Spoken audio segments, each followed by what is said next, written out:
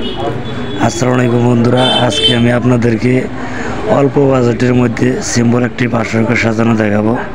আশা করি সবাই আমার সাথে থাকবেন এবং আমার চ্যানেলটিকে সাবস্ক্রাইব করবেন, একটা লাইক দিবেন, শেয়ার করবেন, কমেন্ট করতে ভুলবেন না। আমরা এই পার্শ্বক্যটিতে ব্যবহার করেছি 100 গোলাপ, 100 বেলির চেন আর 2টা গাঁদার চেন। এখন আমাদের রিং বাঁধা শেষ। এখন আমরা রিংয়ের চারপাশে চেনগুলোকে এক এক করে বেঁধে নিব। চেনগুলোকে বাঁধার জন্য পানিতে 10 মিনিট ভিজে রাখতে হয়, সেজন্য এগুলোকে আগের থেকেই 10 মিনিট ভিজিয়ে নিয়েছি। এখন সবগুলো চেনকে আমরা এক এক করে রিংয়ের সাথে বেঁধে নিব। চেনগুলো বাঁধা শেষ হলে আমরা রিংয়ের চারপাশে গোলাপ দিয়ে চেনগুলোকে বাঁধার সময় আমাদের একটু খেয়াল রাখতে হবে যাতে চেনগুলো একটা আরেকটার সাথে পেঁচিয়ে না যায়। হ্যাঁ, এই জন্য আমরা কিন্তু পানিতে ভিজে নিয়েছি যাতে ফুলটা শক্ত থাকে।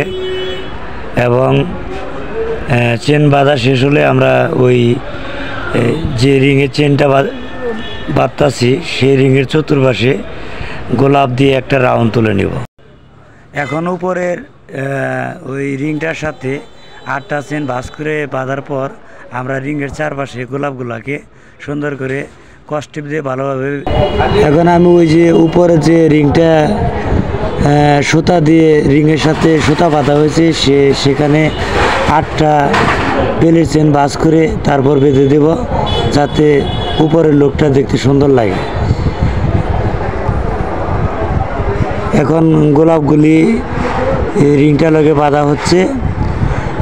ফাইনালি বাঁধা শেষ হলে আমরা এই উপরের যে জায়গায় আমরা ওই যে চেনগুলাকে খাটো করে লাগালাম সেই চেনগুলোর উপরে আমরা অন্তত 20টা গোলাপ দেবো, কম করে হলেও, যাতে জিনিসটা দেখতে সুন্দর লাগে।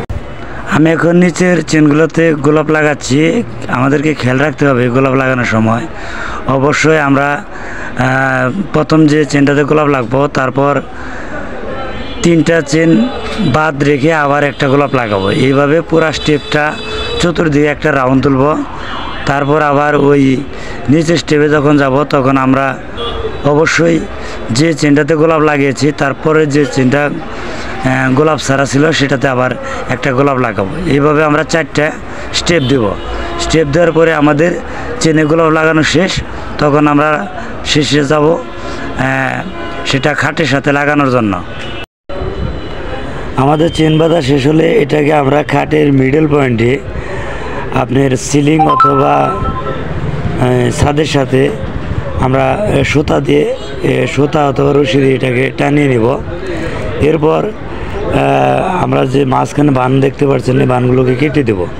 কেটে চেনগুলোকে একটু হালকা ছড়িয়ে এরপর আমরা এক এক করে এই চেনগুলো যখন আমরা খাটের সাথে লাগাবো তখন অবশ্যই বরকনে ওঠার জন্য কাঠের ফ্রন্ট সাইডে আমরা অন্তত পক্ষে 3 ফিট জায়গা রাখবো, যেখানে বসে সেলফি উঠতে পারে এবং ওদিক দিয়ে বাসাঘর ঢোকা এবং বের হওয়া যায়, যাতায়াত করতে পারে। আর ওই চেনগুলাকে অবশ্যই 2টা করে কস্টিপ দিয়ে সাপোর্ট দিবেন। একটা লাগানোর পরে আরেকটা আড়াআড়ি করে লাগাবেন, তাহলে হবে কি আপনার চেনটাও উড়ে যাওয়ার সম্ভাবনা থাকে না। এখন আর দেখতে পাচ্ছেন অল্প কিছু চেন আছে যেটা আমাদের খাটের সাথে লাগালে আমাদের মোটামুটি পুরো খাট কভার হয়ে যাবে। হ্যাঁ, এরপর আমাদের লাস্ট যে কাজটা থাকবে সেটা যদি চেন কিছু বেশি হয় সেক্ষেত্রে আমরা খাটের ফ্রন্ট সাইডে সামনের সাইডে আমরা একটু শিকল সাইজের ডিজাইন করে দিতে পারি। আমরা এখন গাঁদা ফুলের পাপড়ি ও গোলাপের পাপড়ি দিয়ে বিছানার বেডশিটের ওপর একটা সুন্দর হার্ট শেপ আর্ট করব। তারপরে আমাদের কাজ ফাইনালি শেষ। আমরা আবার দোকানে ফিরব। তবে পরবর্তী নেক্সট ভিডিও দেখার জন্য অনুরোধ রইল এবং আমাদের ফেসবুক পেজটাকে ফলো দিবেন। আমাদের ভিডিওটাকে একটু শেয়ার করবেন, আমাদেরকে একটু সাপোর্ট করবেন যাতে আমরা আরও সুন্দর সুন্দর ভিডিও করতে পারি এবং আপনাদেরকে দিতে পারি, যেটা থেকে আপনার ভাই বন্ধু বোনের বিয়েতে আপনাদের নিজেদের কাজ নিজেরাই করতে পারেন। তবে আমি প্রথম শুরু করেছি তো, সেজন্য ভিডিওটা সেরকমভাবে করতে পারলাম না, এজন্য আমি আন্তরিকভাবে আপনাদের কাছে ক্ষমা চেয়ে নিচ্ছি। আশা করি পরবর্তী ভিডিওগুলো ইনশাল্লাহ একুরেট করার চেষ্টা করব।